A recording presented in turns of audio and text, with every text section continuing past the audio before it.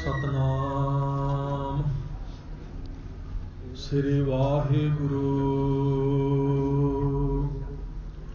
साहिब जीओ।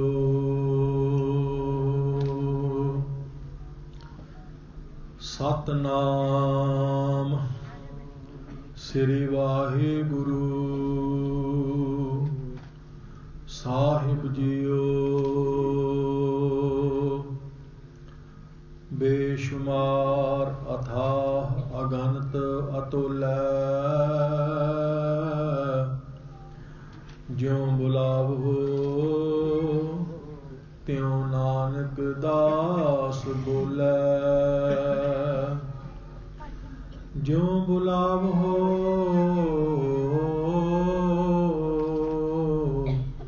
त्यों नानक दास बोलै।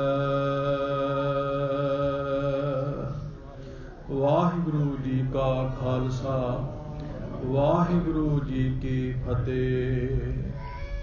परम सन्मानयोग सतगुरु धन धन सतगुरु ਸਾਹਿਬ ਸ੍ਰੀ ਗੁਰੂ ਗ੍ਰੰਥ ਸਾਹਿਬ ਮਹਾਰਾਜ ਜੀ ਦੇ ਪਾਵਨ ਪਵਿੱਤਰ ਚਰਨਾਂ ਦੇ ਵਿੱਚ ਜੁੜ ਬੈਠੀ ਗੁਰੂ ਸਿੱਖ ਸਾਧ ਸੰਗਤ ਜੀਓ, ਵਡਭਾਗੀ ਹੋ। ਸਤਿਗੁਰੂ ਜੀ ਨੇ ਬਹੁਤ ਕਿਰਪਾ ਕੀਤੀ ਸਾਡੇ ਸਭਨਾਂ ਦੇ ਉੱਪਰ, ਸਾਨੂੰ ਆਪਣੇ ਚਰਨਾਂ ਦੇ ਵੱਲ ਆਉਣ ਦਾ ਬਲ ਬਖਸ਼ਿਆ ਹੈ। ਆਪਣੇ ਚਰਨਾਂ ਦੇ ਵਿੱਚ ਸਤਿਗੁਰੂ ਜੀ ਨੇ ਸਾਨੂੰ ਜੁੜ ਬੈਠਣ ਦਾ ਇਹ ਸੁਭਾਗ ਸਮਾਂ ਬਖਸ਼ਿਸ਼ ਕੀਤਾ ਹੈ। ਸੇਵਕ ਪਰਿਵਾਰ ਥਾਂਦੀ ਪਰਿਵਾਰ ਵੱਲੋਂ ਪਰਸੋਂ ਤੋਂ ਇਸ ਸਥਾਨ ਤੇ ਅਖੰਡ ਪਾਠ ਸਾਹਿਬ ਪ੍ਰਾਰੰਭ ਕਰਵਾਏ ਸਨ। ਸੇਵਕ ਪਰਿਵਾਰ ਨੇ ਤਨ ਮਨ ਧਨ ਦੇ ਨਾਲ ਸੇਵਾ ਕੀਤੀ ਹੈ। ਸਤਿਗੁਰੂ ਸੱਚੇ ਪਾਤਸ਼ਾਹ ਜੀ ਦੇ ਚਰਨਾਂ ਵਿੱਚ ਅਰਦਾਸ ਹੈ, ਜਿਨ੍ਹਾਂ ਭਾਵਨਾਵਾਂ ਨੂੰ ਰੱਖ ਕੇ ਸਤਿਗੁਰੂ ਜੀ ਦੇ ਚਰਨ ਪਰਸੇ ਹਨ, ਬਾਣੀ ਪੜ੍ਹੀ ਸੁਣੀ ਹੈ, ਸੇਵਾ ਕੀਤੀ ਹੈ। ਸਤਿਗੁਰੂ ਮਨ ਇੱਛਤ ਫਲ ਬਖਸ਼ਿਸ਼ ਕਰਨ। ਪੜ੍ਹੀ ਸੁਣੀ ਬਾਣੀ ਦਾ ਭਾਵਾਰਥ ਸਭਨਾਂ ਦੇ ਹਿਰਦਿਆਂ ਤੇ ਵਸੇ। ਪਰਿਵਾਰ ਵਿੱਚ ਸੁਖ ਸ਼ਾਂਤੀ, ਸਰੀਰਕ ਤੰਦਰੁਸਤੀ, ਆਪਸੀ ਪਿਆਰ ਇਤਫਾਕ, ਐਸੀਆਂ ਦਾਤਾਂ ਸਤਿਗੁਰੂ ਜੀ ਬਖਸ਼ਿਸ਼ ਕਰਨ। ਗੁਰਮੁਖ ਪਿਆਰੇ, ਗੁਰੂ ਕੇ ਕੀਰਤਨੀਏ, ਜਿਨ੍ਹਾਂ ਨੇ ਬਹੁਤ ਪਿਆਰ ਸ਼ਰਧਾ ਨਾਲ ਗੁਰਬਾਣੀ ਦਾ ਕੀਰਤਨ ਸਾਨੂੰ ਸਭਨਾਂ ਨੂੰ ਸਰਵਣ ਕਰਵਾਇਆ। ਅਸਾਂ ਬੜੇ ਪਿਆਰ ਟਿਕਾਓ ਦੇ ਨਾਲ ਕੀਰਤਨ ਦਾ ਆਨੰਦ ਮਾਣਿਆ। ਕੀਰਤਨ ਦੇ ਵਿੱਚ ਬੜੀ ਸ਼ਕਤੀ ਹੈ, ਕੀਰਤਨ ਦੇ ਵਿੱਚ ਬੜੀ ਤਾਕਤ ਹੈ। ਗੁਰੂ ਨਾਨਕ ਪਾਤਸ਼ਾਹ ਜੀ ਨੇ ਇਹ ਕੀਰਤਨ ਦੀ ਦਾਤ ਸਾਨੂੰ ਬਖਸ਼ਿਸ਼ ਕੀਤੀ ਹੈ।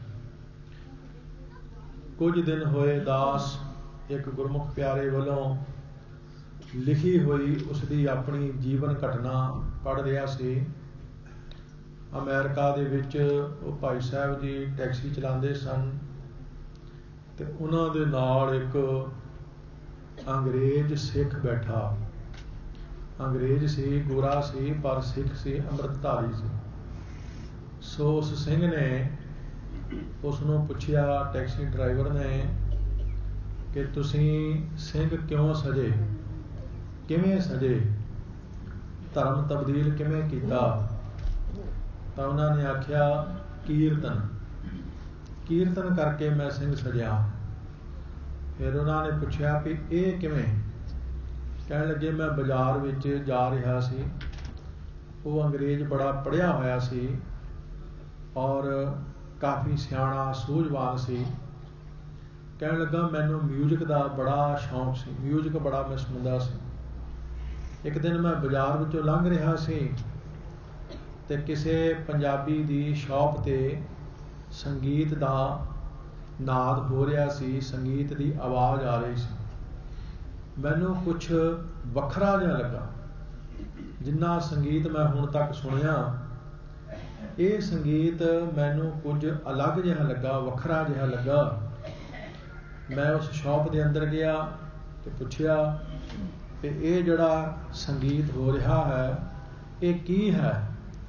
वो सिख दुकानदार उसने आख्या संगीत नहीं, ये कीर्तन है, इसनों कहते ने कीर्तन। सो उसने आख्या भी ये कीर्तन की है। सो उसने फिर समझाया चंगी तरह। हौली हौली उसने फिर गोरे ने स्टडी करनी शुरू की, बाणी का अध्ययन करना शुरू किया। करदियां कराउंदियां फिर उसनों पता लगा कि हुण तक मैं सिर्फ संगीत नाल ही जुड़िया रहा, ते संगीत इदां है कि जिवें भांडा होवे। भांडा भावें सोने का होवे, वो कदे भुख नहीं मिटा सकता। भांडे विच भोजन होएगा ते भुख मिटेगी। ते उसनों पता लग गया कि मैं हुण तक भांडे नाल ही जुड़िया रहा, ते भरम पालिया होया सी, मैनूं खुराक मिल रही है। जिवें कोई अपने अगे भांडा रख के ये भरम पाल लवे कि खबरिया मैं भोजन खा रहा हाँ।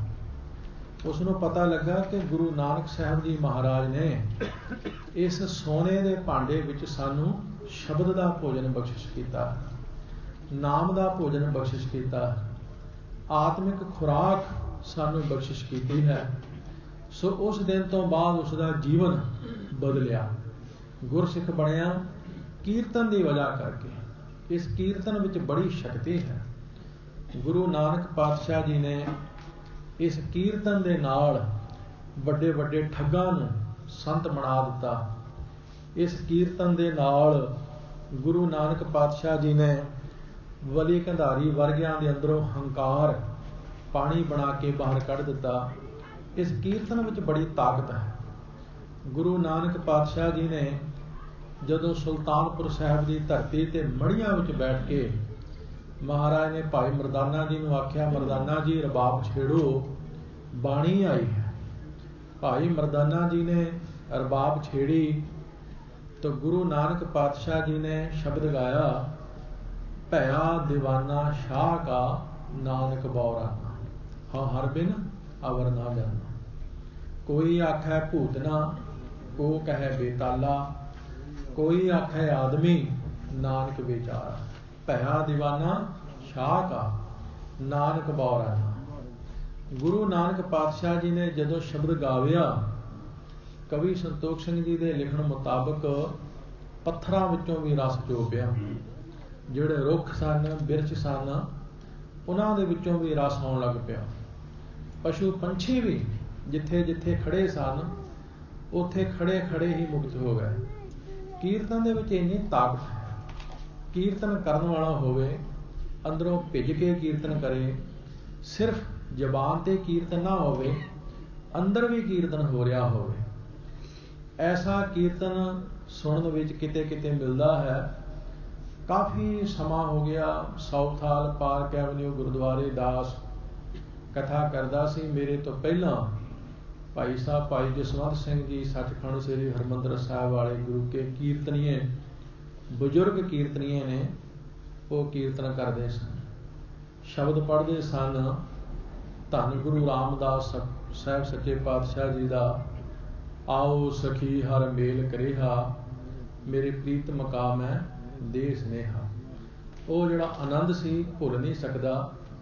संगत भी बहुत, ते उस दिन कीर्तन सुन के नेत्रां विचों जल वह तुरिया। उस दिन इस गल का एहसास होया कि गुरु का कीर्तनिया जदों अंदरों कीर्तन करता है तो फिर जरूर दिल पिघलदा है, जरूर मन जुड़दा है, जरूर हिरदा रस नाल भरदा है। ते जदों भी गुरु नानक साहब कीर्तन करते होणगे तो फिर वो कोई अतकथनी नहीं है, वो कोई गल कवि जी ने विधा के नहीं की। गुरु नानक पातशाह जी की रसना तो आए हुए बोल, गुरु नानक पातशाह जी की रसना तो आया कीर्तन वड्डे वड्डे पापियां नूं मुक्त कर गया। सो कीर्तन की बड़ी महानता है। सो कल शामी दास हेठा लंगर विच बैठा सी ते एक भाई साहब मैनूं कहण लगे, ज्ञानी जी देखो लंगर विच रौनक ज़्यादा है ते दरबार विच घट है। मैं क्या यही ते गुरु नानक साहब ने परचा पाया, यही गुरु नानक साहब ने साडी परख की है। जिसने घरों ये सोच के आउणा कि मैं कीर्तन सुनना है, मैं पाठ सुनना है, मैं कथा सुननी है, उन्हें दरबार विच बैठना ही बैठना। उन्होंने कोई आके कहे भी थले लंगर विच बहुत स्वाद भोजन बनया, पीजा बनया, चिप्स बने, खीर बनी है, और उन्हें कहना ना मैं कीर्तन सुनन आया, कथा सुनन आया, बाणी सुनने वास्ते आया। हाँ जदों जावांगा उदों देखी जाएगी। वो उठेगा नहीं। तो मैं क्या जिहड़ा घरों धार के ही आया तो जाके लंगर छकीए, वधिया पदार्थ अज बने होणगे, वीकेंड है, तो उन्होंने तुसीं जाके कहो भी भाई हरजिंदर सिंह जी श्रीनगर वाले आए हुए ने, उन्हों के मन से असर नहीं होना। यह परचा पाया गुरु नानक साहब जी ने। इसलिए ये सोचण की लोड़ ही नहीं कि किहड़ा हेठा बैठा किहड़ा उपर बैठा।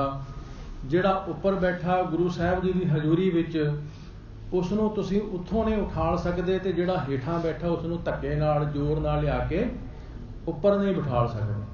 तो जे असीं किसी नाल धिंगाजूरी करांगे भी, वो फिर एक तरह का जुल्म होएगा, जुल्म होएगा। तो जुल्म करना सानू गुरु ने सिखाया नहीं है। इसलिए कीर्तन की बड़ी महानता है। जो अज दे विचार आप जी दे नाल साझे करते हैं, गुरु अर्जन देव जी महाराज का एक सलोक, उसकी विचार आप जी दे नाल साझे करने है। महाराज का बचन है, 10 दिस खोजत मैं फिरियों, जत देखो तत सोए, मन बस आवे नानका, जे पूर्ण कृपा होए। गुरु अर्जन देव जी महाराज दे ये अमृत बचन 52 अखरी दे विच आप जी ने कई वेरा सरवण किए होंगे। गुरु अर्जन देव महाराज सच्चे पातशाह आखदे ने, 10 दिस खोजत मैं फिरियों, जत देखो तत सोए। मैं 10 दिशावां दे विच उस अकाल पुरख वाहिगुरू नूं खोजदा हाँ। मैं जिस पासे झात मारदा हाँ, मैनूं मेरा रब ही दिखाई दिंदा है। जरे जरे विच कण कण विच वो निरंकार मैनूं दिखाई दिंदा है। पर किवें दिखाई देण लगा, वो सबना दे विच वसदा होया रब किवें दिसण लगा? महाराज कहंदे ने उहदा कारण है कि मेरा मन मेरे बस विच आ गया है। पर यह मन किवें बस आउंदा है? महाराज कहंदे ने, मन बस आवे नानका, जे पूर्ण कृपा होए। जे भाई सतगुरु दी पूरी रहमत हो जाए, पूरी बख्शिश हो जाए, फिर यह मन बस विच आ जाता है। क्योंकि सारा झगड़ा मन दा है, सारा रौला मन दा है। ये मन की है? इस मन का कोई रूप नहीं है, इस मन की कोई रेखा नहीं है, इस मन का कोई स्वरूप नहीं है कि जिसनों तुसीं पकड़ लवोगे, जिसनों तुसीं काबू कर लवोगे। ये मन दिसदा नहीं है। महाराज कहते ने, इस मन का रूप ना रेखिया काई, हुक्मे हुआ हुक्म बूझ समाई। इस मन का कोई रूप नहीं, इस मन की कोई रेखा नहीं है। विद्वान पुरुष कहते हैं, मन बिल्कुल इस तरह है जिस तरह सागर के उपर लहरां ने। जिस तरह सागर के पानी के उपर झग है, उसदियां अपना कोई वजूद नहीं है। लहरां का अपना कोई वजूद नहीं है, लहरां का अपना कोई मूल नहीं है। बस वो थोड़े समय वास्ते उठदियां ने, फिर शांत हो जांदियां ने, उठदियां ने, शांत हो जांदियां ने।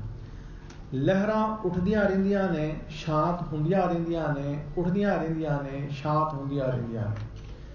कदे वड्डियां वड्डियां लहरां उठदियां ने, कदे छोटियां लहरां उठदियां ने। बस इसे तरह लहरां उठदियां रहिंदियां ने। साडे अंदर भी जो संकल्प उठदे रहिंदे हन, फुरने उठदे रहिंदे हन, शांत हुंदे रहिंदे हन।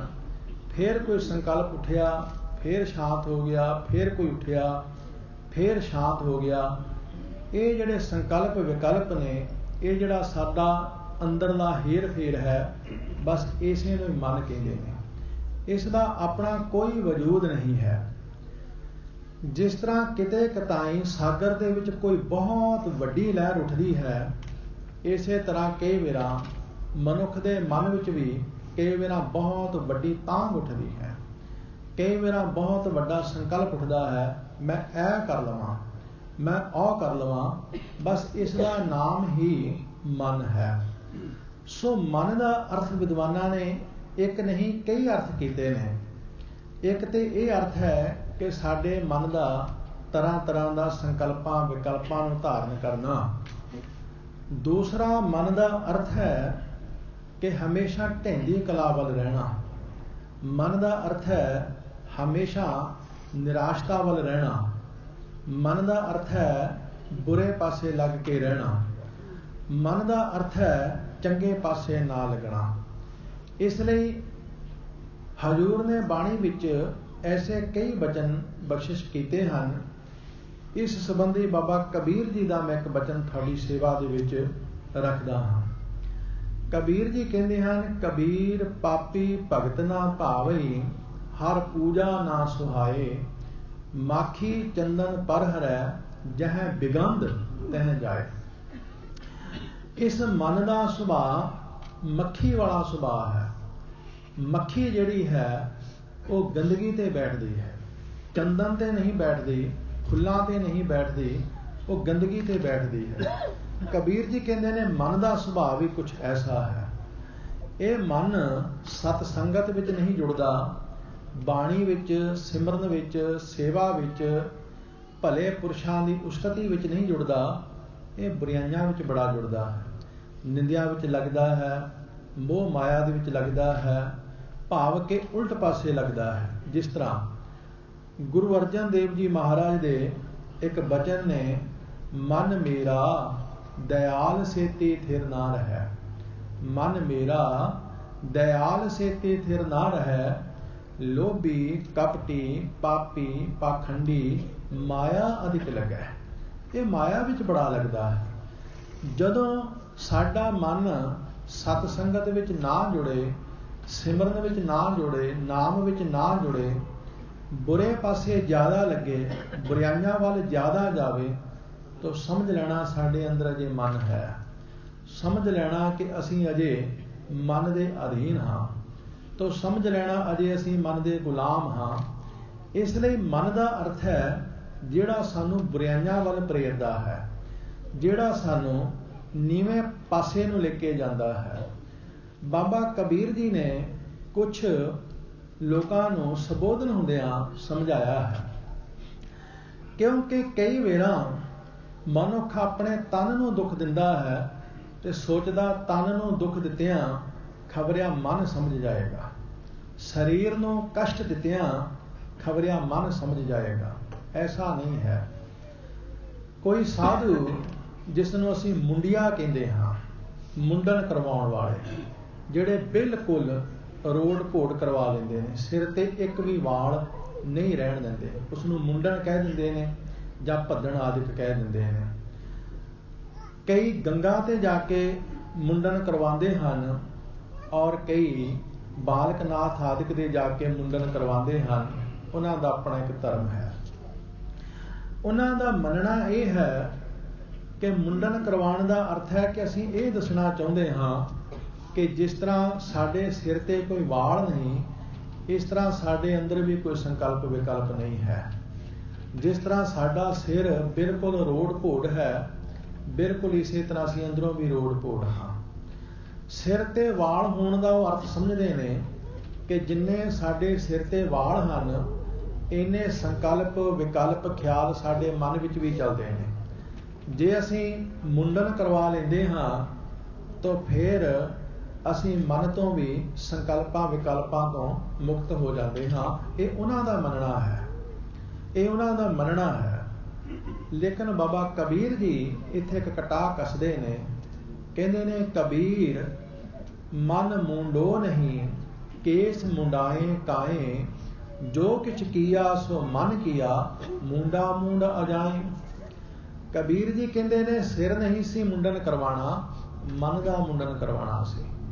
सिर का मुंडन नहीं सी करवाना, मन का मुंडन करवाना सी।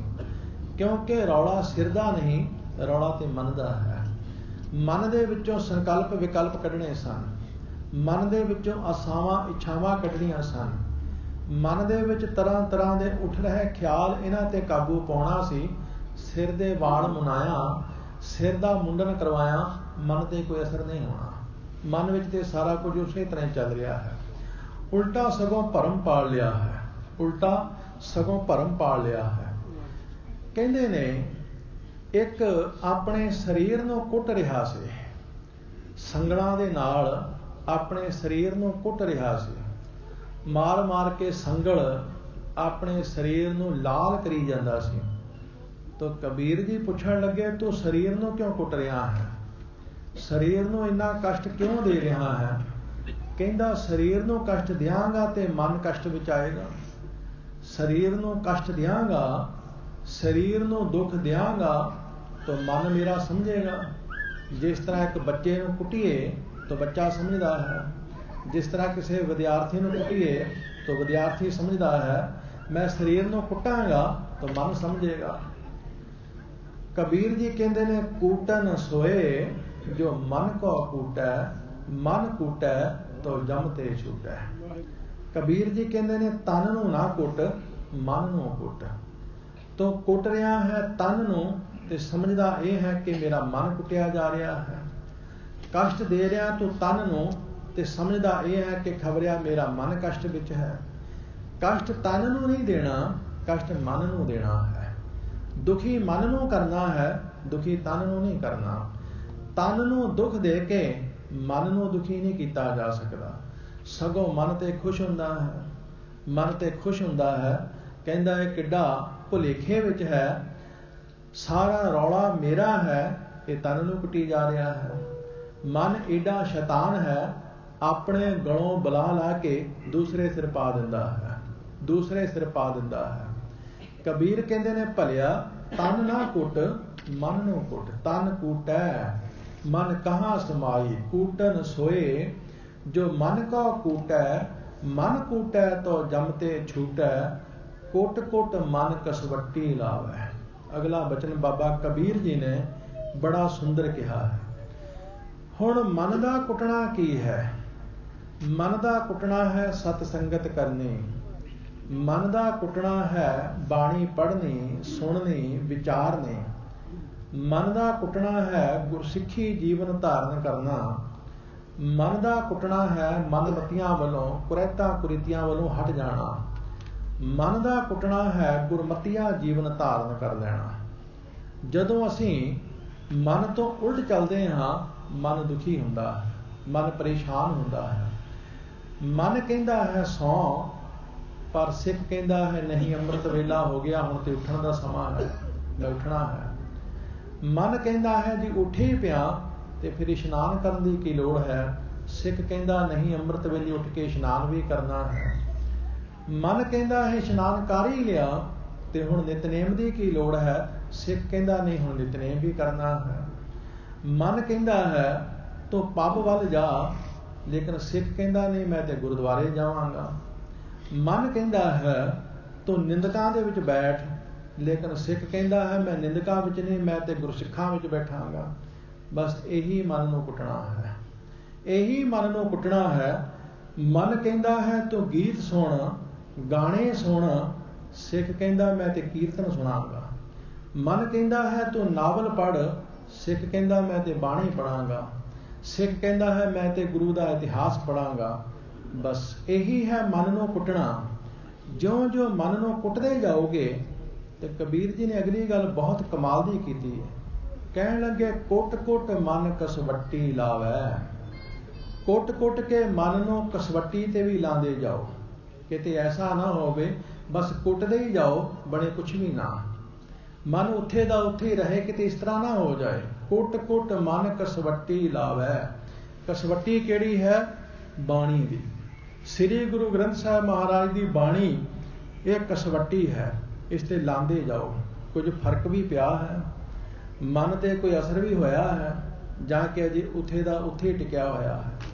ਮਨ ਦਾ ਅੜੀਅਲ ਸੁਭਾਅ ਅਜੇ ਉਹੀ ਹੈ, ਜਾਂ ਕਿ ਮਨ ਕੁਝ ਥੋੜਾ ਬਹੁਤ ਮੰਨਣਾ ਵੀ ਸ਼ੁਰੂ ਹੋਇਆ ਹੈ, ਜਾਂ ਕਿ ਮਨ ਥੋੜਾ ਬਹੁਤ ਸਾਡੇ ਨਾਲ ਸਹਿਮਤ ਵੀ ਹੋਣਾ ਸ਼ੁਰੂ ਹੋਇਆ ਹੈ, ਜਾਂ ਕਿ ਮਨ ਨੂੰ ਕੁਝ ਥੋੜਾ ਬਹੁਤ ਰਸ ਆਉਣ ਵੀ ਲੱਗਾ ਹੈ। ਥੋੜਾ ਥੋੜਾ ਮਨ ਨੂੰ ਪਰਖਦੇ ਵੀ ਜਾਓ, ਥੋੜਾ ਥੋੜਾ ਮਨ ਨੂੰ ਕਸਵੱਟੀ ਤੇ ਲਾਉਂਦੇ ਵੀ ਜਾਓ। ਇਸ ਵਾਸਤੇ ਕਬੀਰ ਕਹਿੰਦੇ ਨੇ, ਤਨ ਨੂੰ ਕੁੱਟਣਾ, ਤਨ ਨੂੰ ਦੁੱਖ ਦੇਣਾ, ਇਸ ਦਾ ਮਨ ਨਾਲ ਕੋਈ ਸੰਬੰਧ ਨਹੀਂ ਹੈ। ਕਿਉਂਕਿ ਜਿੰਨਾ ਝਗੜਾ ਹੈ ये सारा मन का है। ਵੱਡੇ ਵੱਡੇ ऋषि मुनि तपस्वी इस मन तो सब हार गए हैं, सब इस मन तो खता खा गए हैं। बाबा कबीर जी जिन्हां दी उच्चारण कीती 52 अखरी, उस दे विच 2 श्लोक आप जी की सेवा दे विच रखण दा यतन करां। कबीर जी कहते हैं, मम्मा मन स्यों काज है, मन साधे सिद्ध होए। हे मनुख, तेरा काज ही सारा मन नाल है, तेरा झगड़ा ही सारा मन नाल है, तेरा जिन्ना संघर्ष है वो सारा मन नाल है। बस जिस दिन तू मन नूं साध लिया, उस दिन ही तू जीवन की सफलता पा लवेगा, उस दिन ही तू जीवन की कामयाबी पा लवेगा। क्योंकि बड़े बड़े ऋषि मुनि तपस्वी इस मन तो हार गए ने, बड़े बड़े साध जन इस मन तो हार गए ने। इस मन के अगे कोई टिकिया नहीं। गुरु अमरदास जी महाराज आखदे हन, इस तन मह मन को गुरमुख देखै, भाए भगत जा होमै सोखै, सिद्ध साधक मोन धारी रहे लिव लाए, तिन भी तन में मन ना दिखावणिया। वड्डे वड्डे सिद्ध समाधियां ला ला के थक गए, पर वो भी इस मन दियां शैतानियां नूं, इस मन दियां चलाकियां नूं समझ ही नहीं सके। कबीर जी कहते हैं, सनकादिक नारद मुन शेखा, तिन भी तन में मन नहीं पेखा। ब्रह्मा दे 4 पुत्र सनक सनंदन सनातन सनत कुमार इत्यादिक, वो भी इन्हां मन दियां शैतानियां नूं जान नहीं सके। ये मन इन्ना शैतान है। ये मन किस पासे मनुख नूं भटका दिंदा है, मनुख नूं पता भी नहीं चलदा। ये मन मनुख दे अंदर ऐसा भरम जाल विछा दिंदा है, मनुख अपने आप नूं ठीक समझण लग पैंदा है। ਇਹ ਮਨੁੱਖ ਨੂੰ ਇਹੋ ਜਿਹਾ ਭੁਲੇਖਾ ਪਾ ਦਿੰਦਾ ਹੈ, ਮਨੁੱਖ ਨੂੰ ਲੱਗਣ ਲੱਗ ਪੈਂਦਾ ਬਸ ਮੈਂ ਹੀ ਦੁਨੀਆ ਤੇ ਠੀਕ ਹਾਂ, ਬਾਕੀ ਸਾਰੀ ਦੁਨੀਆ ਗਲਤ ਹੈ। ਇਹ ਮਨ ਮਨੁੱਖ ਨੂੰ ਇਹੋ ਜਿਹਾ ਭਰਮ ਜਾਲ ਵਿੱਚ ਪਾ ਦਿੰਦਾ ਹੈ, ਮਨੁੱਖ ਨੂੰ ਲੱਗਣ ਲੱਗ ਪੈਂਦਾ ਦੁਨੀਆ ਤੇ ਸਿਆਣਾ ਰੱਬ ਨੇ ਜੇ ਪੈਦਾ ਕੀਤਾ ਤੇ ਇੱਕ ਮੈਂ ਹੀ ਹਾਂ, ਬਾਕੀ ਸਭ ਕਮਲੇ ਹੀ ਤੁਰੇ ਫਿਰਦੇ ਨੇ। ਇਹ ਮਨ ਮਨੁੱਖ ਨੂੰ ਇਹੋ ਜਿਹਾ ਭਰਮ ਵਿੱਚ ਪਾ ਦਿੰਦਾ ਹੈ, ਇਹੋ ਜਿਹਾ ਭੁਲੇਖੇ ਵਿੱਚ ਪਾ ਦਿੰਦਾ ਹੈ, ਇਹੋ ਜਿਹਾ ਭਰਮ ਜਾਲ ਮਨੁੱਖ ਦੇ ਅੱਗੇ ਵਿਛਾ ਦਿੰਦਾ ਹੈ। ਇਹ ਮਨ ਇੰਨਾ ਸ਼ੈਤਾਨ ਹੈ। ਗੁਰੂ ਅਮਰਦਾਸ ਜੀ ਮਹਾਰਾਜ ਕਹਿੰਦੇ ਹਨ, ਮਨਮੁਖ ਮਨ ਅਜਿਤ ਹੈ, ਦੂਜਾ ਲੱਗੈ ਜਾਏ, ਤਿਸਨੋ ਸੁਖ ਸੁਪਨੇ ਨਹੀਂ, ਦੁਖੈ ਦੁਖ ਵਿਹਾਏ, ਘਰ ਘਰ ਪੜ ਪੜ ਪੰਡਤ ਥੱਕੇ, ਸਿੱਧ ਸਮਾਧ ਲਗਾਏ, ਇਹ ਮਨ ਵਸ ਨਾ ਆਵਣੇ, ਥੱਕੇ ਕਰਮ ਕਮਾਏ। ਸੱਚੇ ਪਾਤਸ਼ਾਹ ਕਹਿੰਦੇ ਨੇ, ਵੱਡੇ ਵੱਡੇ ਵਿਦਵਾਨ ਗ੍ਰੰਥ ਪੜ ਪੜ ਕੇ ਥੱਕ ਗਏ, ਘਰ ਘਰ ਪੜ ਪੜ ਪੰਡਤ ਥੱਕੇ, ਸਿੱਧ ਸਮਾਧ ਲਗਾਏ, ਸਿੱਧ ਲੋਕ ਸਮਾਧੀਆਂ ਲਾ ਲਾ ਕੇ ਥੱਕ ਗਏ। ਵਿਦਵਾਨ ਪੁਰਸ਼ ਵਿਦਿਆ ਪੜ ਪੜ ਥੱਕ ਗਏ, ਸਿੱਧ ਸਮਾਧੀਆਂ ਲਾ ਲਾ ਥੱਕ ਗਏ, ਮਨ ਵਸ ਵਿੱਚ ਨਹੀਂ ਆਇਆ। ਮਨ ਨੇ ਉਹਨਾਂ ਨੂੰ ਵੀ ਆਪਣੀ ਪਕੜ ਵਿੱਚ ਲੈ ਲਿਆ, ਮਨ ਨੇ ਉਹਨਾਂ ਨੂੰ ਵੀ ਆਪਣੇ ਕਾਬੂ ਵਿੱਚ ਕਰ ਲਿਆ। ਗੁਰੂ ਅਮਰਦਾਸ ਜੀ ਮਹਾਰਾਜ ਦੇ ਸਮੇਂ ਇੱਕ ਪੰਡਤ ਹੋਇਆ ਹੈ, ਪੰਡਤ ਬੇਣੀ, ਬਹੁਤ ਵਿਦਵਾਨ ਸੀ, ਅੰਤਾਂ ਦਾ ਵਿਦਵਾਨ ਸੀ। ਇੰਨਾ ਵਿਦਵਾਨ ਸੀ ਕਿ ਉਹ ਆਪਣੇ ਨਾਲ ਗ੍ਰੰਥਾਂ ਦੇ ਗੱਡੇ ਭਰ ਕੇ ਤੁਰਦਾ ਸੀ ਤੇ ਵਿਦਵਾਨਾਂ ਨੂੰ ਚੈਲੰਜ ਕਰਦਾ ਸੀ ਕਿ ਮੇਰੇ ਨਾਲ ਚਰਚਾ ਕਰੋ। ਜਿਹੜਾ ਉਹਦੇ ਨਾਲ ਚਰਚਾ ਕਰਨ ਵਿੱਚ ਹਾਰ ਜਾਂਦਾ ਸੀ, ਉਸ ਦੇ ਉਹ ਗ੍ਰੰਥ ਖੋਹ ਲੈਂਦਾ ਸੀ। ਉਸ ਨੂੰ ਕਹਿੰਦਾ ਸੀ, ਤੈਨੂੰ ਹੁਣ ਕਥਾ ਕਰਨ ਦਾ ਅਧਿਕਾਰ ਨਹੀਂ ਹੈ, ਕਥਾ ਨਹੀਂ ਤੂੰ ਕਰ ਸਕਦਾ, ਕਿਉਂਕਿ ਤੂੰ ਮੇਰੇ ਤੋਂ ਹਾਰ ਗਿਆ ਹੈ। ਹੁਣ ਜਿਹੜਾ ਮਨੁੱਖ ਜਿਹੜਾ ਕੰਮ ਕਰਦਾ ਹੈ ਉਹ ਉਹੀ ਕਰ ਸਕਦਾ ਹੈ, ਦੂਸਰਾ ਨਹੀਂ ਕਰ ਸਕਦਾ। ਉਹ ਉਸ ਕੰਮ ਵਿੱਚ ਵੱਡੇ ਪੱਧਰ ਤੇ ਹੋਵੇ, ਛੋਟੇ ਪੱਧਰ ਤੇ ਹੋਵੇ, ਉਹ ਉਹੀ ਕਰ ਸਕਦਾ ਹੈ।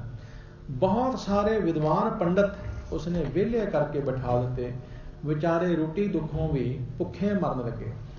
ਇਸ ਬੇਣੀ ਪੰਡਤ ਨੂੰ ਪਤਾ ਲੱਗਾ ਕਿ ਗੁਰੂ ਅਮਰਦਾਸ ਜੀ ਮਹਾਰਾਜ ਗੋਇੰਦਵਾਲ ਸਾਹਿਬ ਰਹਿੰਦੇ ਨੇ, ਉਹਨਾਂ ਨੂੰ ਬਹੁਤ ਸਾਰੀਆਂ ਸੰਗਤਾਂ ਮੰਨਦੀਆਂ ਨੇ, ਬਹੁਤ ਸਾਰੀਆਂ ਸਿੱਖ ਸੰਗਤਾਂ ਉਹਨਾਂ ਦੇ ਕੋਲ ਜਾਂਦੀਆਂ ਨੇ। तो जाके देखा तो सही कि उन्होंने कोल कोई विद्या भी है। ये बेणी पंडित पहुंचा है गोइंदवाल साहब की धरती ते, पर इत्थे कुछ रंग ही वखरे ने। इत्थे सिख सेवा दे विच जुटे हुए ने, बाणी पढ़न ते विचारन विच जुटे हुए ने। शाम का समा आया, दीवान सजिया, गुरु के कीर्तनिया ने कीर्तन आरंभ किया। उस तो बाद गुरु अमरदास जी महाराज ने संगत नूं उपदेश देना आरंभ किया, तो उपदेश महाराज ने इत्थों आरंभ किया। ये बेणी पंडित भी संगत विच बैठा होया सी, तो महाराज ने बचन की पढ़िया पंडित इस मन का करो विचार, अवर के बहुता पढ़े उठावे पार। पंडित इस मन का करो विचार, अवर के बहुता पढ़े उठावे पार। हे पंडित, इस मन का ही विचार कर, इस मन बारे ही सोच। होर तू की पिया पढ़ाइयां करदा है, होर तू की पिया ग्रंथां दा अध्ययन करदा है, तू होर की दिमाग दे उपर बोझ चुकिया होया है।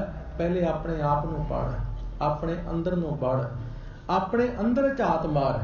अपने अंदर नूं पढ़ लवेंगा, बस सब कुछ पढ़िया जाएगा। बाहर पढ़दा रहेगा, अंदर नूं नहीं पढ़िया, सब कुछ दिमाग दा बोझ ही होएगा, सब कुछ दिमाग दा भार ही होएगा। सच्चे पातशाह ने जदों ये बचन पढ़े, पंडित इस मन का करो विचार, अवर के बहुता पढ़े उठावे भार। उठ के गुरु अमरदास साहब के चरणों ते टह पिया, कहन लगा महाराज, ये ज्ञान अजे तक मैनू होया ही नहीं सी। हज़ारां दी गिणती विच ग्रंथ पढ़े, ये गल मैनू किसी ने दसी ही नहीं। पढ़ना तो मैं अपने आप नूं सी, पढ़दा मैं होर ही कुछ रहा। पढ़ना तो मैं अपने अंदर नूं सी, पढ़दा मैं बाहरले ग्रंथ ही रहा।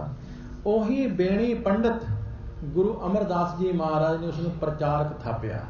ਜਿਹੜੀਆਂ 22 ਮੰਜੀਆਂ गुरु अमरदास जी महाराज ने प्रचार वास्ते स्थापित कीतियां सी, उन्हां दे विच बेणी पंडित भी शामिल सी। महाराज ने आख्या, विद्या तेरे कोल है, अखर तेरे कोल है, तैनूं संगत विच अपनी गल कहण दा ढंग तरीका है। हुण तूं जिथे अगे हंकार दा प्रदर्शन करदा सी, हुण तूं उस परमात्मा दे नाम दी व्याख्या करिया कर। उत्थे तूं गुरु नानक साहिब जी दी बाणी दी व्याख्या करिया कर। उत्थे तूं हुण सिੱਖੀ ਦਾ प्रचार करिया कर। संगतां विच तेरा सत्कार होवेगा, तेरा मान होवेगा। ਉਹ बेणी पंडित एक बड़ा वड्डा प्रचारक बन गया।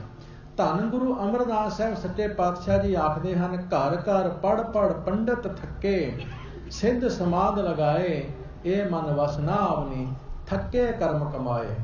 गुरु नानक पातशाह जी जिन्हां दा एक नाल नहीं, पता नहीं किन्ने को पंडितां दे नाल वाह पिया। गुरु नानक पातशाह जी कुरुक्षेत्र की धरती ते सच्चे पातशाह जी गए। इत्थे महाराज नूं नानो पंडित मिलने वास्ते आया। नानो पंडित अपने समय का बड़ा विद्वान पंडित सी, बड़ा क्रोध विच, बड़ा गुस्से विच। गुरु नानक पातशाह जी नूं आण के कहण लगा कि तुहाडे कोल कोई अखर भी हन, कोई विद्या भी है, जाके तुसीं लोकां नूं बिना वजह ही अपने नाल जुड़ी जा रहे हो।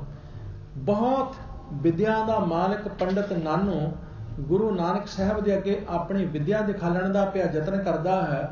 तो सच्चे पातशाह जी ने बचन आरंभ किया, पढ़ पढ़ गड्डी लदियां हैं, पढ़ पढ़ भरियां हैं साथ, पढ़ पढ़ बेड़ी पाई है, पढ़ पढ़ गड्डियां हैं खात, पढ़ी हैं जेते बरस बरस, पढ़ी हैं जेते मास, पढ़ी हैं जेती आरजा, पढ़ी हैं जेते सास।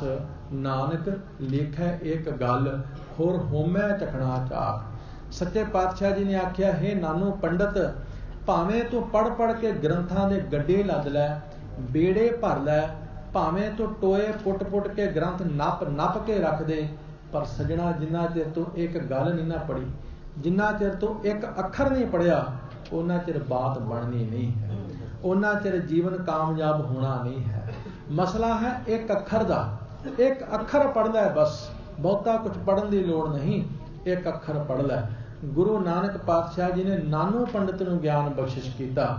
गुरु अमरदास साहब सच्चे पातशाह कहते हैं, घर घर पढ़ पढ़ पंडित थके, सिद्ध समाध लगाए, ए मन वस ना आवनी, थके कर्म कमाए, भेख धारी भेख कर थके।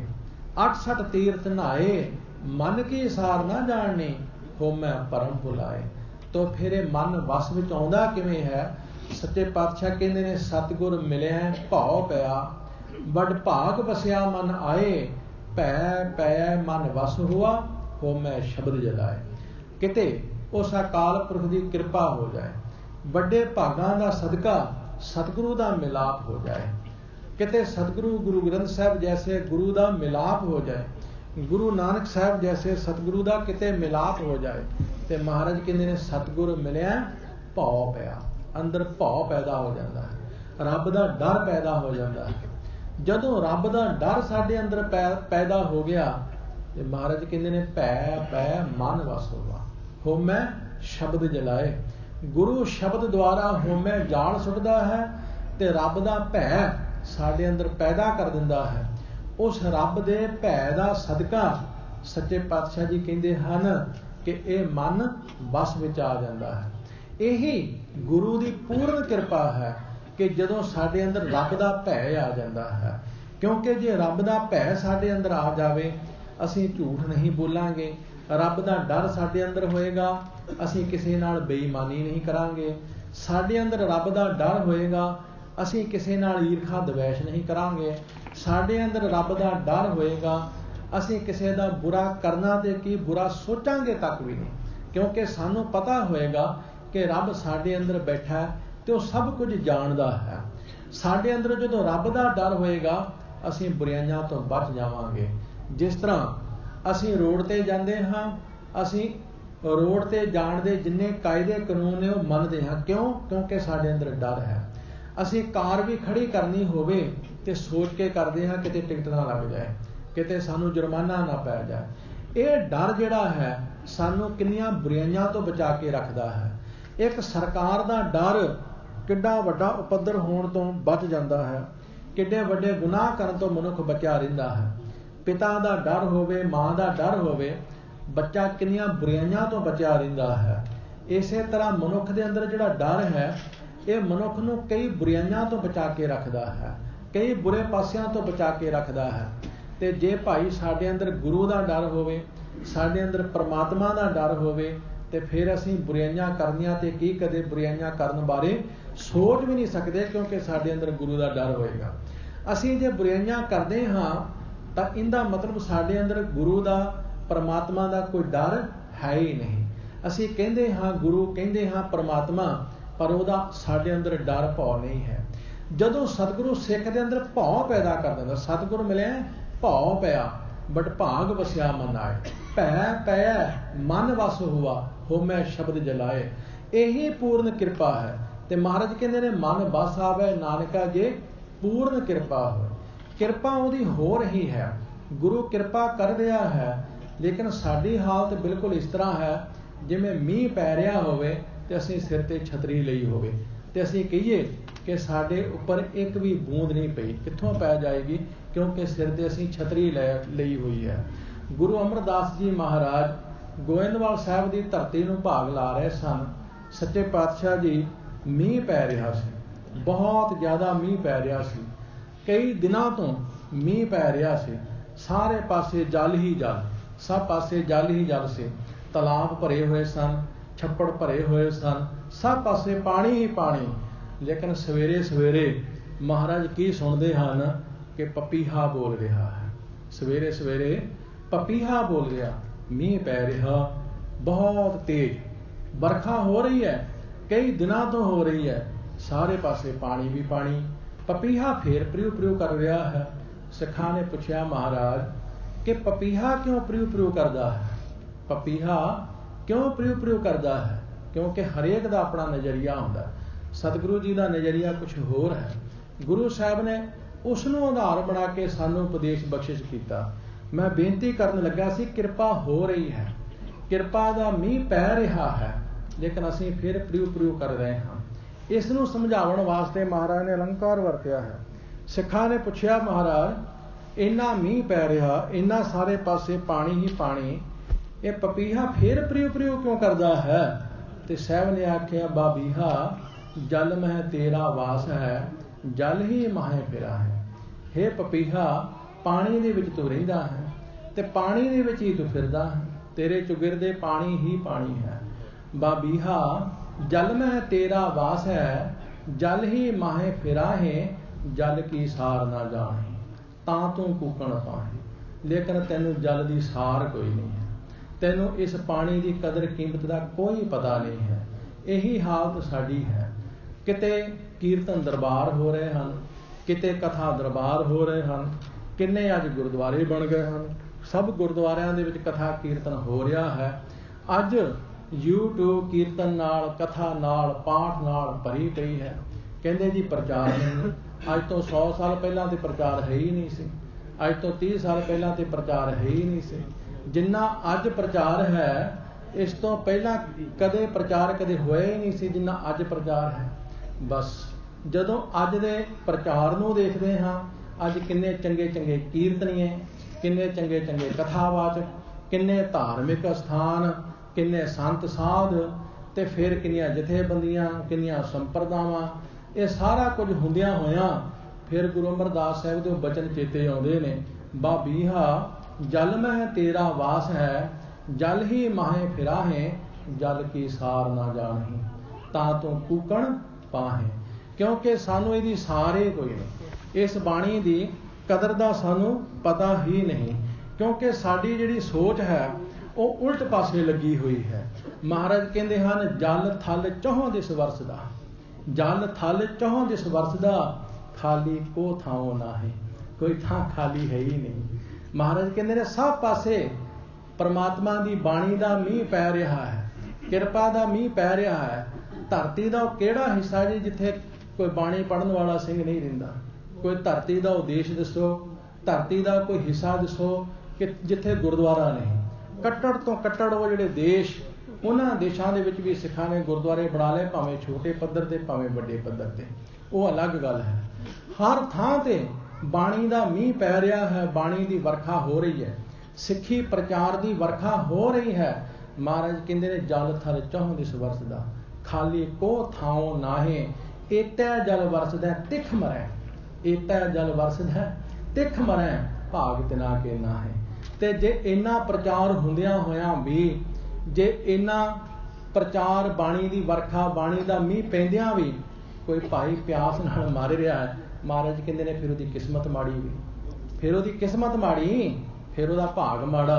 महाराज कहते ने बबीहा इन्ना पानी, इन्नी वर्खा, सारे पासे पानी ही पानी, रहना भी तू पानी दे विच ही है, तेरे चुगिरदे भी पानी ही पानी, तू फिर भी जे प्यास नाल मरी जा रहा है, इनका मतलब तेरी किस्मत चंगी नहीं है। इन्ना बाणी का प्रचार होने के बावजूद भी जे असीं आपस में लड़ी जाने आ, जे असीं आपस में एक दूए दे नाल खहबाजियां करते हैं, जे फिर भी असीं एक दूए दे उपर चिक्कड़ सुटते हैं, जे फिर भी असीं आपस में लड़ी झगड़ी जाने आ, तो महाराज कहते ने भाग तिना के नाहे, थोड़े भाग ही चंगे नहीं, थोड़ी किस्मत ही माड़ी है, थोड़े कर्मां 'च लिखे ही लड़ना, तो तुसीं यही कुछ करना, होर तुसीं की करना, थोड़े कर्मां 'च ही परमेश्वर ने लिख दिता है। महाराज कहते ने एता जल वरसदा तिख मरै, भाग तिना के नाहे। ते सच्चे पातशाह कहते ने नानक गुरमुख तिन सोझी पई, उन्हां गुरमुखां नूं सोझी पै जांदी है, गुरमुख प्यारियां नूं सोझी पै जांदी है। नानक तिन गुरमुख सोझी पई, जिन वसिया मन माहे, जिन्हां दे मन विच वस गया निरंकार, जिन्हां दे मन विच वस गया सतगुरु, जिन्हां दे मन विच वस गई बाणी, महाराज कहते ने उन्हां नूं समझ पै जांदी है, उन्हां नूं पता चल जांदा है कि बात कोई होर है। क्योंकि साडी सुरत की जिहड़ी सूई है ये उल्ट पासे लगी हुई है। बस थोड़ी जी सुरत असीं ठीक ढंग दे नाल कर लीजिए, सारे झगड़े मुक सकते हैं। साडे दिमाग दे विच की बैठा होया कि पाठी सिंह पाठ करदा पैसे लैण वास्ते करदा, कीर्तन करन वाला कीर्तन करदा ये पैसे लैण वास्ते करदा, कथा करन वाला कथा करदा ये पैसे लैण वास्ते करदा। साडा दिमाग उत्थे सैट होया, असीं ये नहीं सोचदे कि भावें पैसे लैण वास्ते करदा पर घट्टो घट सानू तो बाणी सुणांदा ही है ना, ते चाहे कीर्तन करने वाला पैसे लैण लई कीर्तन करदा पर सानू तो हीरे मोती वंड रहा है ना, सानू तो हीरे मोती जवाहरात देई जा रहा है ना। असीं अपनी हंस बिरती नहीं बनाई, असीं अपनी बगला बिरती बनाई हुई है, असीं बगला बिरती बनाई हुई है। कोई गल चले साडे अंदरों यही निकलदा है ये पैसे इकट्ठे करने वास्ते आउंदे ने। आ पिछले दिहाड़िਆਂ ਵਿੱਚ ਮੈਨੂੰ एक भाई साहब ਕਹਿਣ ਲੱਗੇ ਗਿਆਨੀ ਜੀ ਜਿਹੜੇ ਇੰਡੀਆ ਤੋਂ ਆਉਂਦੇ ਨੇ ਪੈਸੇ ਇਕੱਠੇ ਕਰਨੇ ਆਉਂਦੇ। ਮੈਂ ਕਿਹਾ ਤੁਸੀਂ ਖਿਲਾਰਨ ਆਏ ਸੀ, ਅਸੀਂ ਇਕੱਠੇ ਕਰਨ ਆ ਗਏ। ਤੁਸੀਂ ਖਿਲਾਰਨ ਆਏ ਸੀ, ਅਸੀਂ ਇਕੱਠੇ ਕਰ, ਤੁਹਾਡੇ ਕੋਲ ਇੰਡੀਆ 'ਚ ਬਹੁਤ ਸੀਗੇ ਵੀ ਤੁਸੀਂ ਇੰਗਲੈਂਡ 'ਚ ਖਿਲਾਰ ਦਿੰਦੇ ਆ, ਫਿਰ ਚਲੋ ਵੀ ਬਾਅਦ 'ਚ ਪ੍ਰਚਾਰਕ ਆਣ ਕੇ ਇਕੱਠੇ ਕਰ ਲੈਣਗੇ। ਜੋ ਤੁਹਾਡੀ ਉੱਥੇ ਹਾਲਤ ਸੀ ਉਹੀ ਸਾਡੀ ਹਾਲਤ ਸੀ, ਇੱਥੇ ਆਣ ਕੇ ਤੁਸੀਂ ਰੋਟੀ ਖਾਣ ਲੱਗ ਪਏ, ਅਸੀਂ ਵੀ ਖਾਣ ਲੱਗ ਪਏ ਆ। ਸੋ ਇਸ ਵਾਸਤੇ ਸਾਡੀ ਜਿਹੜੀ ਸੁਰਤ ਦੀ ਸੂਈ ਹੈ ਨਾ ਉਹ ਬਹੁਤ ਗਲਤ ਥਾਂ 'ਤੇ ਰੱਖ ਹੋਈ ਹੈ, ਗਲਤ ਥਾਂ 'ਤੇ ਰੱਖ ਹੋਈ ਹੈ। ਅਸੀਂ ਆਪਣੀ ਬਿਰਤੀ ਨੂੰ ਥੋੜ੍ਹਾ ਜਿਹਾ ਠੀਕ ਕਰ ਲਈਏ। ਗੁਰਬਾਣੀ ਵਿੱਚ ਗੁਰੂ ਸਾਹਿਬ ਨੇ ਸਿੱਖ ਨੂੰ ਹੰਸ ਕਿਹਾ ਹੈ। ਹੰਸ, ਹੰਸ ਦਾ ਅਰਥ ਕੀ ਹੁੰਦਾ ਹੈ? ਹੰਸ ਜਦੋਂ ਦੁੱਧ ਦੇ ਵਿੱਚ ਚੁੰਝ ਮਾਰਦਾ ਹੈ ਨਾ, ਉਹ ਪਾਣੀ ਵੱਖਰਾ ਕਰ ਦਿੰਦਾ, ਦੁੱਧ ਵੱਖਰਾ ਕਰ ਦਿੰਦਾ। ਪਾਣੀ ਛੱਡ ਦਿੰਦਾ ਤੇ ਦੁੱਧ ਪੀ ਲੈਂਦਾ ਹੈ। ਸੱਚੇ ਪਾਤਸ਼ਾਹ ਜੀ ਨੇ ਬੜਾ ਸੁੰਦਰ ਬਚਨ ਕਿਹਾ, ਗੁਰ ਸਰਵਰ ਮਾਨ ਸਰੋਵਰ ਹੈ, ਬੜ ਭਾਗੀ ਪੁਰਖ ਲਹਾਨ, ਸੇਵਕ ਗੁਰਮੁਖ ਖੋਜਿਆ ਸੇ ਹੰਸਲੇ ਨਾਮ ਲਹਾਨ। ਮਹਾਰਾਜ ਕਹਿੰਦੇ ਨੇ ਗੁਰੂ ਮਾਨ ਸਰੋਵਰ ਹੈ ਤੇ ਭਾਈ ਸਿੱਖ ਹੰਸ ਹੈ। ਸਿੱਖ ਦੀ ਬਿਰਤੀ ਹੰਸ ਹੈ। ਸਤਿਗੁਰੂ ਸਿੱਖ ਨੂੰ ਹੰਸ ਬਣਾ ਦਿੰਦਾ ਹੈ। ਇੱਥੋਂ ਤੱਕ ਬਚਨ ਮਹਾਰਾਜ ਨੇ ਕਹੇ ਨੇ ਬਾਣੀ ਵਿੱਚ, ਤੁਸੀਂ ਕਈ ਵਾਰ ਸਰਵਣ ਵੀ ਕੀਤੇ ਹੋਣਗੇ। ਮਹਾਰਾਜ ਕਹਿੰਦੇ ਨੇ ਜੇ ਬਗਲੇ ਨੂੰ ਹੰਸ ਬਣਾ ਦਿੱਤਾ ਤੇ ਇਹ ਕੋਈ ਖਾਸ ਗੱਲ ਨਹੀਂ ਹੈ। ਜੇ ਬਗਲੇ ਨੂੰ ਗੁਰੂ ਨੇ ਹੰਸ ਬਣਾ ਦਿੱਤਾ ਇਹ ਕੋਈ ਏਡੀ ਵੱਡੀ ਗੱਲ ਨਹੀਂ ਹੈ, ਕਿਉਂਕਿ ਬਗਲਾ ਥੋੜਾ ਜਿਹਾ ਹੰਸ ਦੇ ਨੇੜੇ ਹੈ। ਇੱਕ ਤੇ ਉਹਦਾ ਰੰਗ ਚਿੱਟਾ, ਦੂਸਰਾ ਉਹਦੀ ਖੁਰਾਕ ਪਾਣੀ ਦੇ ਵਿੱਚ ਹੈ। ਹੰਸ ਦੀ ਖੁਰਾਕ ਵੀ ਪਾਣੀ ਵਿੱਚ ਹੈ, ਬਗਲੇ ਦੀ ਖੁਰਾਕ ਵੀ ਪਾਣੀ ਵਿੱਚ ਹੈ, ਥੋੜਾ ਜਿਹਾ ਹੰਸ ਦੇ ਨੇੜੇ ਹੈ। ਤੇ ਜੇ ਵੀ ਬਗਲੇ ਨੂੰ ਹੰਸ ਬਣਾ ਦਿੱਤਾ ਉਹ ਕੋਈ ਏਡੀ ਵੱਡੀ ਗੱਲ ਨਹੀਂ ਹੈ। ਗੁਰੂ ਚਾਹੇ ਤਾਂ ਕਾਂ ਨੂੰ ਵੀ ਹੰਸ ਬਣਾ ਦਿੰਦਾ ਹੈ। ਹਾਲਾਂਕਿ ਕਾਂ ਦਾ ਤੇ ਹੰਸ ਦਾ ਕੀ ਮੇਲ ਹੈ ਜੀ? ਕੋਈ ਮੇਲ ਨਹੀਂ। ਪਰ ਸਤਿਗੁਰੂ ਚਾਹੇ ਉਹ ਕਾਂ ਨੂੰ ਵੀ ਹੰਸ ਬਣਾ ਸਕਦਾ ਹੈ। ਤੁਸੀਂ ਕਈ ਵਾਰ ਬਚਨ ਸਰਵਣ ਕੀਤੇ ਹੋਣਗੇ, ਕਿਆ ਹੰਸ ਕਿਆ ਬਗਲਾ ਜਾ ਕੋ ਨਦਰ ਕਰੇ, ਜੋ ਤਿਸ ਭਾਵੈ ਨਾਨਕਾ ਕਾਦੋਂ ਹੰਸ ਕਰੇ। ਇੱਥੇ ਉਹ ਕਾਮਾਂ ਦੀ ਗੱਲ ਨਹੀਂ ਹੋ ਰਹੀ, ਲੇਕਿਨ ਮਨੁੱਖ ਸ਼ੈਤਾਨ ਬੜਾ, ਇਹ ਬਹੁਤ ਸ਼ੈਤਾਨ ਹੈ। ਇਹਨੇ ਆਪਣੇ ਗੁਣੋਂ ਬੁਲਾ ਲਾ ਕੇ ਦੂਜੇ ਕਾਮਾਂ ਦੇ ਸਿਰ ਪਾ ਦਿੱਤੇ। ਕਹਿੰਦਾ ਮੈਂ ਥੋੜ੍ਹਾ ਕਾਂ, ਕਾਂ ਤੇ ਉਹ ਸੀ ਜਿਹੜੇ ਬਾਹਰ ਉੱਡਦੇ ਆ। ਉਹ ਕਾਂ ਛਪੜੀ ਵਿੱਚ ਨਹਾਤੇ ਤੇ ਚਿੱਟੇ ਹੋ ਕੇ ਬਾਹਰ ਨਿਕਲੀ ਗਏ। ਉਹ ਕਾਂ ਛਪੜੀ ਵਿੱਚ ਨਹਾਤੇ ਚਿੱਟੇ ਹੋ, ਕਹਿੰਦਾ ਮੇਰੀ ਗੱਲ ਥੋੜ੍ਹਾ ਹੋ ਰਹੀ ਹੈ, ਉਹ ਤਾਂ ਉਹਨਾਂ ਕਾਮਾਂ ਦੀ ਗੱਲ ਹੋ ਰਹੀ ਹੈ। ਭਲਿਆ ਉਹਨਾਂ ਕਾਮਾਂ ਦੀ ਗੱਲ ਨਹੀਂ ਹੋ ਰਹੀ, ਤੇਰੀ ਗੱਲ ਹੋ ਰਹੀ ਹੈ। ਉਹ ਕਾਂ ਚਿੱਟੇ ਹੋ ਜਾਣ, ਕਾਲੇ ਰਹਿਣ, ਉਹਦਾ ਸਾਡੇ ਨਾਲ ਕੋਈ ਸੰਬੰਧ ਨਹੀਂ ਹੈ। ਬਾਹਰ ਜਿਹੜਾ ਕਾਂ ਉੱਡਦਾ ਫਿਰਦਾ, ਜੋ ਚਿੱਟਾ ਵੀ ਹੋ ਜੂ ਤੇ ਸਾਨੂੰ ਕੀ ਫਾਇਦਾ ਹੋਇਆ ਉਹਦਾ ਜੀ? ਸਾਨੂੰ ਕੀ ਫਾਇਦਾ ਦੱਸੋ? ਮਸਲਾ ਸਾਡਾ ਹੈ, ਅਸੀਂ ਕਾਂ ਬਣੇ ਹੋਏ ਹਾਂ। ਮਹਾਰਾਜ ਨੇ ਸਾਡੀ ਕਾਂ ਬਿਰਤੀ ਦੱਸੀ ਹੈ। ਧੰਨ ਸ੍ਰੀ ਗੁਰੂ ਰਾਮਦਾਸ ਜੀ ਮਹਾਰਾਜ ਨੇ। ਸੱਚੇ ਪਾਤਸ਼ਾਹ ਕਹਿੰਦੇ ਨੇ ਮਨੁੱਖ ਕਾਂ ਹੈ, ਕਊਆ ਕਾਗ ਕੋ ਅੰਮ੍ਰਿਤ ਰਸ ਪਾਈਐ, ਤ੍ਰਿਪਤੈ ਵਿਸ਼ਟਾ ਖਾਏ ਮੁਖ ਗੋਹ। ਕਾਂ ਦਾ ਸੁਭਾਅ ਕੀ ਹੁੰਦਾ? ਕਾਂ ਨੂੰ ਤੁਸੀਂ ਦਹੀਂ ਪਾਓ, ਕਾਂ ਨੂੰ ਤੁਸੀਂ ਦੁੱਧ ਪਾਓ, ਪਰ ਕਾਂ ਜਿੰਨਾ ਚਿਰ ਗੰਦਗੀ ਵਿੱਚ ਚੁੰਝ ਨਾ ਮਾਰ ਲਵੇ ਉਹਨਾਂ ਚਿਰ ਕਾਂ ਨੂੰ ਤਸੱਲੀ ਨਹੀਂ ਆਉਂਦੀ। ਮਹਾਰਾਜ ਕਹਿੰਦੇ ਨੇ ਸਾਡੀ ਬਿਰਤੀ ਉਹ ਕਾਂ ਬਿਰਤੀ ਹੈ। ਅਸੀਂ ਕਾਂ ਬਣੇ ਹੋਏ ਹਾਂ, ਅੰਦਰੋਂ ਕਾਂ ਹਾਂ ਅਸੀਂ, ਬਾਹਰਲੇ ਕਾਂ ਨਹੀਂ। ਸਾਡੀ ਗੱਲ ਕਰਦੇ ਨੇ ਗੁਰੂ ਜੀ। ਗੁਰੂ ਜੀ ਕਹਿੰਦੇ ਨੇ ਇਹੋ ਜਿਹੀ ਬਿਰਤੀ ਵਾਲਾ ਵੀ ਕਿਤੇ ਬੰਦਾ ਹੋਵੇ, ਕਾਂ ਬਿਰਤੀ ਵਾਲਾ ਵੀ ਕਿਤੇ ਬੰਦਾ ਹੋਵੇ ਤੇ ਸਤਿਗੁਰੂ ਉਹਨੂੰ ਵੀ ਹੰਸ ਬਣਾ ਦਿੰਦਾ। ਉਹਨੂੰ ਵੀ ਸਤਿਗੁਰੂ ਐਸਾ ਹੈ, ਉਹਨੂੰ ਵੀ ਹੰਸ ਬਣਾ ਦਿੰਦਾ। ਸਤਿਗੁਰੂ ਦੇ ਵਿੱਚ ਇੰਨੀ ਸ਼ਕਤੀ ਹੈ। ਸਤਿਗੁਰੂ ਕਾਂ ਬਿਰਤੀ ਵਾਲੇ ਨੂੰ ਹੰਸ ਬਿਰਤੀ ਵਾਲਾ ਬਣਾ ਦਿੰਦਾ। ਸਿੱਖ ਹੰਸ ਬਿਰਤੀ ਵਾਲਾ ਹੈ। ਅਸੀਂ ਹੰਸ ਬਿਰਤੀ ਵਾਲੇ ਬਣਨਾ ਹੈ। ਦੂਸਰੇ ਦੇ ਵਿੱਚੋਂ ਗੁਣ ਲੱਭਣੇ ਹਨ, ਦੂਸਰੇ ਵਿੱਚੋਂ ਔਗਣ ਨਹੀਂ, ਦੂਸਰੇ ਵਿੱਚੋਂ ਗੁਣ ਲੱਭਣੇ ਹਨ। ਜੋ ਗੁਣ ਹਨ ਉਹ ਅਸੀਂ ਗ੍ਰਹਿਣ ਕਰ ਲੈਣੇ ਨੇ, ਜਿਹੜੇ ਔਗਣ ਹਨ ਉਹਨਾਂ ਦਾ ਅਸੀਂ ਤਿਆਗ ਕਰ ਦੇਣਾ ਹੈ। ਭਾਈ ਸਾਹਿਬ ਭਾਈ ਗੁਰਦਾਸ ਜੀ ਨੇ ਇੱਕ ਬੜਾ ਸੁੰਦਰ ਬਚਨ ਕਿਹਾ। ਭਾਈ ਗੁਰਦਾਸ ਜੀ ਸਿੱਖ ਨੂੰ ਪਰਮਹੰਸ ਕਹਿੰਦੇ ਹਨ। ਕਹਿੰਦੇ ਸਿੱਖ ਤੇ ਪਰਮਹੰਸ ਹੈ ਜੀ, ਇਹ ਤੇ ਉਹਨਾਂ ਹੰਸਾਂ ਤੋਂ ਵੀ ਉੱਪਰ ਦੀ ਹੈ। ਭਾਈ ਗੁਰਦਾਸ ਜੀ ਨੇ ਬਚਨ ਇੱਥੋਂ ਆਰੰਭ ਕੀਤਾ, ਮਾਨਸਰ ਹੰਸ ਸਾਧ ਸੰਗਤ ਪਰਮਹੰਸ, ਧਰਮ ਤੁਜਾ ਧਰਮਸ਼ਾਲਾ ਚਾ ਲਾਭੀ। ਭਾਈ ਗੁਰਦਾਸ ਜੀ ਕਹਿੰਦੇ ਹਨ ਕੁਝ ਸਮਾਨਤਾਵਾਂ ਨੇ ਲੇਕਿਨ ਕੁਝ ਵਾਧੇ ਵੀ ਹਨ। ਸਿੱਖ ਦੇ ਵਿੱਚ ਉਹਨਾਂ ਹੰਸਾਂ ਨਾਲੋਂ ਵਾਧੇ ਨੇ। ਜਿਹੜਾ ਬਾਹਰੀ ਹੰਸ ਹੈ ਉਹ ਜਦੋਂ ਉੱਡਦਾ ਜਾਂਦਾ ਹੈ ਤੇ ਉਹਨੂੰ ਕਿਤੇ ਪਾਣੀ ਦਿਸ ਪਵੇ ਉੱਤਰ ਆਉਂਦਾ ਹੈ। ਉਹਨੂੰ ਪਤਾ ਮੇਰੀ ਖੁਰਾਕ ਇੱਥੇ ਹੈ, ਉਹ ਉੱਤਰ ਆਉਂਦਾ ਹੈ, ਉੱਥੇ ਬੈਠ ਜਾਂਦਾ, ਉਸ ਪਾਣੀ ਦੇ ਕਿਨਾਰੇ ਬੈਠ ਜਾਂਦਾ ਤੇ ਆਪਣੀ ਖੁਰਾਕ ਲੱਭਦਾ ਹੈ। ਤੇ ਜਿਹੜਾ ਸਿੱਖ ਹੈ ਇਹ ਜਾਂਦਾ ਹੋਵੇ ਕਿਤੇ ਨਿਸ਼ਾਨ ਸਾਹਿਬ ਦੇਖ ਲਵੇ, ਧਰਮ ਦੀ ਧੁਜਾ ਨਿਸ਼ਾਨ ਸਾਹਿਬ ਦੇਖ ਲਵੇ, ਇਹਨੂੰ ਪਤਾ ਲੱਗ ਜਾਂਦਾ ਇੱਥੇ ਸ੍ਰੀ ਗੁਰੂ ਗ੍ਰੰਥ ਸਾਹਿਬ ਦਾ ਪ੍ਰਕਾਸ਼ ਹੋਵੇਗਾ, ਇੱਥੇ ਮੈਂ ਮੱਥਾ ਟੇਕਣਾ ਹੈ, ਇੱਥੇ ਮੇਰੀ ਖੁਰਾਕ ਹੈ। ਜਿਹੜਾ ਬਾਹਰੀ ਹੰਸ ਹੈ ਉਹ ਪਾਣੀ ਦੇਖ ਕੇ ਉੱਤਰ ਆਉਂਦਾ, ਜਿਹੜਾ ਗੁਰੂ ਕਾ ਸਿੱਖ ਪਰਮ ਹੰਸ ਹੈ ਉਹ ਨਿਸ਼ਾਨ ਸਾਹਿਬ ਦੇਖ ਕੇ ਉੱਤਰ ਆਉਂਦਾ। ਉਹਨੂੰ ਪਤਾ ਲੱਗ ਜਾਂਦਾ ਮੇਰੀ ਇੱਥੇ ਖੁਰਾਕ ਹੈ, ਬਰਾਬਰਤਾ ਹੋ ਗਈ। ਮਾਨਸਰ ਹੰਸ ਸਾਧ ਸੰਗਤ ਪਰਮ ਹੰਸ, ਧਰਮ ਤੁਜਾ ਧਰਮਸ਼ਾਲਾ ਚਲਾਵਹੀ, ਇਤ ਮੁਕਤਾਹਲ ਉਤ ਮੁਕਤਾਹਲ, ਅਗਰ ਦੁਤੀਆ ਨਾਸਤ ਇਤ ਸ਼ਬਦ ਸੁਰਤ ਲਿਵ ਲਾਵਹੀ। ਭਾਈ ਗੁਰਦਾਸ ਜੀ ਕਹਿੰਦੇ ਨੇ ਜਿਹੜਾ ਉਹ ਮਾਨ ਸਰੋਵਰ ਹੈ ਨਾ ਉੱਥੇ ਹੀਰੇ ਮੋਤੀ ਨੇ। ਵੀ ਉਹ ਜਿਹੜਾ ਹੰਸ ਹੈ ਉਹ ਜਦੋਂ ਚੁੰਝ ਮਾਰਦਾ ਉਹ ਹੀਰੇ ਲੱਭਦਾ, ਮੋਤੀ ਲੱਭਦਾ, ਉਹਦੀ ਖੁਰਾਕ ਹੈ ਉਹ ਲੱਭਦਾ। ਲੇਕਿਨ ਸਤਿਗੁਰੂ ਦਾ ਸਿੱਖ ਜਦੋਂ ਧਰਮਸ਼ਾਲਾ ਵਿੱਚ ਗੁਰਦੁਆਰੇ ਆਉਂਦਾ ਹੈ ਉੱਥੇ ਉਹ ਸ਼ਬਦ ਤੇ ਸੁਰਤ ਦਾ ਮੇਲ ਕਰਦਾ। ਉਹ ਆਪਣੀ ਸੁਰਤੀ ਨੂੰ ਬਾਣੀ ਦੇ ਨਾਲ ਜੋੜਦਾ, ਸਿਮਰਨ ਦੇ ਨਾਲ ਜੋੜਦਾ, ਕੀਰਤਨ ਦੇ ਨਾਲ ਜੋੜਦਾ, ਕਥਾ ਦੇ ਨਾਲ ਜੋੜਦਾ। ਉਹ ਆਪਣੀ ਖੁਰਾਕ ਹਾਸਲ ਕਰਦਾ। ਉਤ ਮੁਕਤਾਹਲ अगर दुतिया नासत इत शब्द सुरत निवलावही। ते भाई गुरदास जी तीजी तुक विच आखदे हन, कहंदे ने उत खीर नीर के निवारो कै बखानीअत इत गुरमत दुरमत समझावे। ਜਿਹੜਾ ਉਹ ਹੰਸ ਹੈ ਨਾ ਮਾਨ ਸਰੋਵਰ ਤੇ ਰਹਿਣ ਵਾਲਾ, ਉਹ ਜਦੋਂ ਦੁੱਧ ਵਿੱਚ ਚੁੰਝ ਮਾਰਦਾ ਪਾਣੀ ਵੱਖਰਾ ਕਰ ਦਿੰਦਾ, ਦੁੱਧ ਵੱਖਰਾ ਕਰ ਦਿੰਦਾ। ਪਰ ਜਿਹੜਾ ਸਤਿਗੁਰੂ ਦਾ ਪਰਮ ਹੰਸ ਸਿੱਖ ਹੈ, ਇਹ ਗੁਰੂ ਘਰ ਆਣ ਕੇ ਸਤ ਸੰਗਤ ਵਿੱਚ ਬੈਠ ਕੇ ਗੁਰਮਤ ਤੇ ਦੁਰਮਤ ਦਾ ਨਿਖੇੜਾ ਕਰ ਦਿੰਦਾ ਹੈ।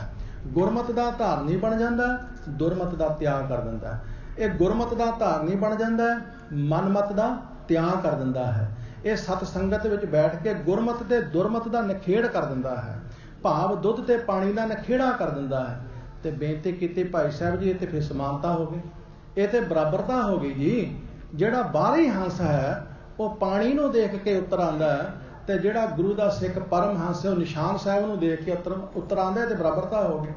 ਜਿਹੜਾ ਉਹ ਮਾਨ ਸਰੋਵਰ ਤੇ ਹੰਸ ਰਹਿਣ ਵਾਲਾ, ਉਹਦੀ ਖੁਰਾਕ ਹੀਰੇ ਮੋਤੀ ਨੇ, ਸਤਿਗੁਰੂ ਦੇ ਸਿੱਖ ਪਰਮ ਹੰਸ ਦੀ ਖੁਰਾਕ ਗੁਰੂ ਦਾ ਸ਼ਬਦ ਹੈ, ਇਹ ਤੇ ਜੀ ਬਰਾਬਰਤਾ ਹੋ ਗਈ। ਕਹਿਣ ਲੱਗੇ ਜੀ ਜਿਹੜਾ ਬਾਹਰੀ ਹੰਸ ਹੈ ਉਹ ਦੁੱਧ ਤੇ ਪਾਣੀ ਨੂੰ ਨਿਖੇੜ ਦਿੰਦਾ ਹੈ, ਜਿਹੜਾ ਸਤਿਗੁਰੂ ਦਾ ਸਿੱਖ ਪਰਮ ਹੰਸ ਹੈ ਉਹ ਗੁਰਮਤ ਤੇ ਦੁਰਮਤ ਨੂੰ ਨਿਖੇੜ ਦਿੰਦਾ ਹੈ, ਤੇ ਬਰਾਬਰਤਾ ਹੋ ਗਈ। ਫਿਰ ਵਾਧਾ ਕੀ ਹੋਇਆ ਜੀ? ਵਡੱਪਣ ਤੇ ਕੁਛ ਵੀ ਨਾ ਹੋਇਆ। ਭਾਈ ਸਾਹਿਬ ਭਾਈ ਗੁਰਦਾਸ ਜੀ ਨੇ ਫਿਰ ਚੌਥੀ ਤੁਕ ਵਿੱਚ ਬਚਨ ਕਿਹਾ, ਕਹਿਣ ਲੱਗੇ ਉਤ ਬਾਗ ਹੰਸ ਬੰਸ ਦੁਬਦਾ ਨਾ ਮੇਟ ਸਕੈ। ਉਤ ਬਾਗ ਹੰਸ ਬੰਸ ਦੁਬਦਾ ਨਾ ਮੇਟ ਸਕੈ।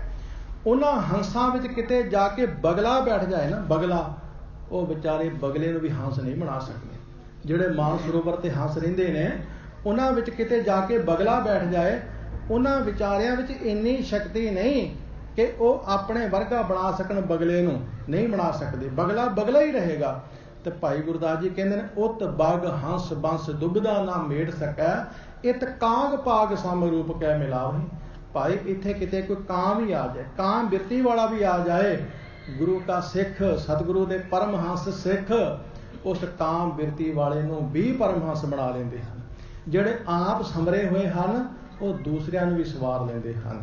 ਜਿਨ੍ਹਾਂ ਦਾ ਆਪਣਾ ਜੀਵਨ ਸਮਰਿਆ ਹੋਇਆ ਉਹ ਦੂਸਰਿਆਂ ਨੂੰ ਵੀ ਸਵਾਰ ਲੈਂਦੇ ਹਨ, ਔਰ ਹੋਰ ਵੀ ਪਤਾ ਨਹੀਂ ਕਿੰਨਾ ਕੁ ਦਾ ਭਲਾ ਕਰ ਦਿੰਦੇ ਹਨ। ਕਿਉਂ? ਕਿਉਂਕਿ ਉਹ ਸਤਿਗੁਰੂ ਦੀ ਪੂਰਨ ਕਿਰਪਾ ਦੇ ਪਾਤਰ ਬਣ ਚੁੱਕੇ ਹੁੰਦੇ ਹਨ, ਕਿਉਂਕਿ ਉਹਨਾਂ ਦੇ ਉੱਤੇ ਸਤਿਗੁਰੂ ਦੀ ਪੂਰਨ ਕਿਰਪਾ ਹੋਈ ਹੁੰਦੀ ਹੈ।